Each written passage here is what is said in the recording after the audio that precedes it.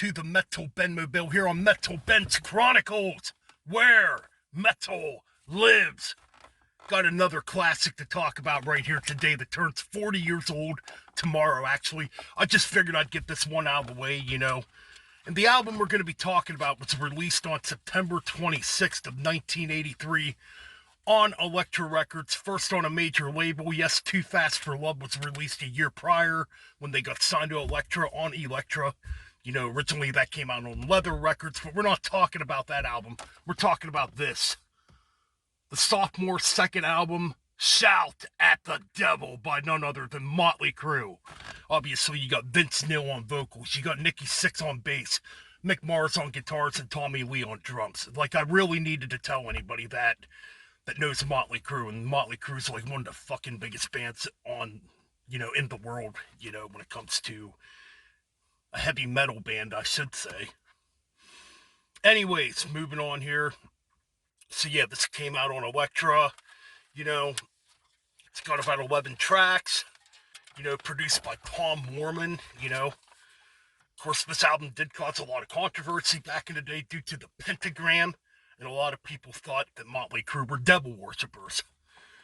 But anyways, we're going to get into this album. To me, this would be Motley Crue's heavy metal album. Easily Motley Crue's heavy metal album. You know, because that's just the vibe I get, just heavy metal. And Motley Crue would never make an album like this again. In fact, to me, I think their music would go just downhill afterwards. But yeah, granted, you know, albums like Theater of Pain and Girls, Girls, Girls have a few songs on them I like. But for the most part, you know, when Dr. Phil Good came in, that's when they went downhill to me. Anyways, moving on to the track listing, we got In the Beginning. In the Beginning is a very dark, atmospheric way to begin things. It just sounds like the end of the world, you know, when you listen to it. It's got that apocalyptic feel, you know, and those spoken words are so chilling, you know.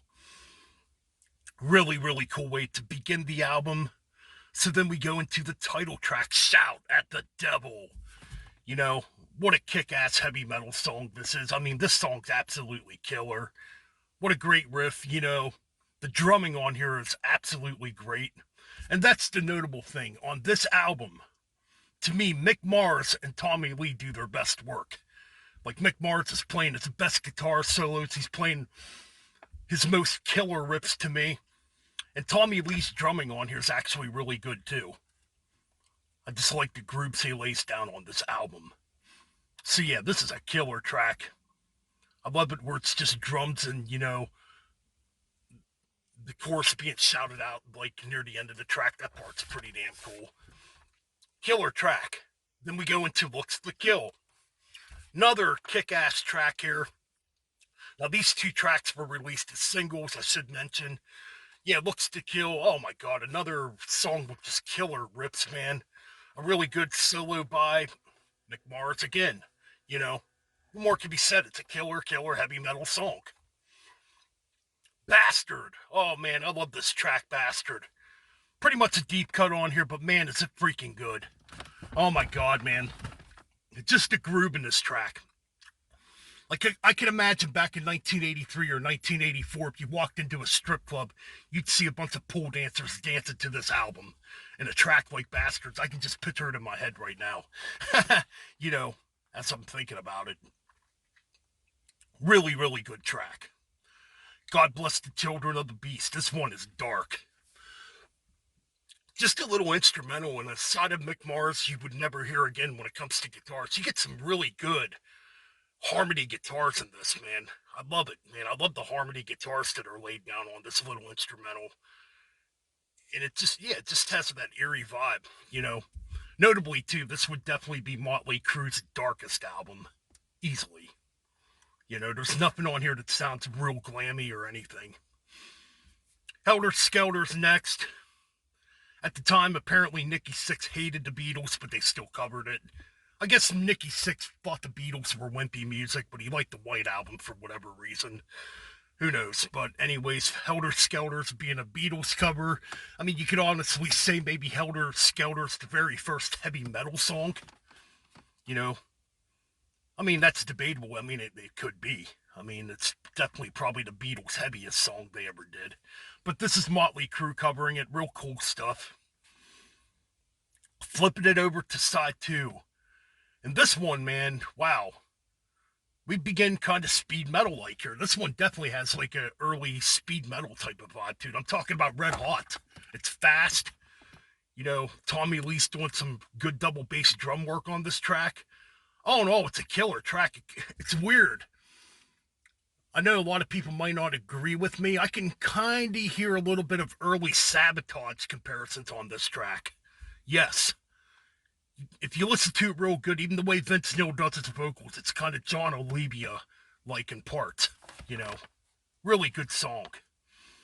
Oh man, and here's the other single that was released. They did do a video for this track. I'm talking about Too Young to Fall in Love, man. What a killer song this is. That fucking drum groove is just absolutely killer. Again, this is another one. I could imagine going to a strip club back in the day and seeing a bunch of strippers dancing to this. It just has that feel, and I don't know any other way to say it, man. But no, this song's absolutely killer, man. I absolutely enjoy this. Knock 'Em Dead Kid. Another excellent track on here, man. Just a killer. This one's kind of... Now, this track kind of has a little bit of a... To me, it kind of has a little bit of a punky edge to it. It's like something you would hear off the first album a little bit.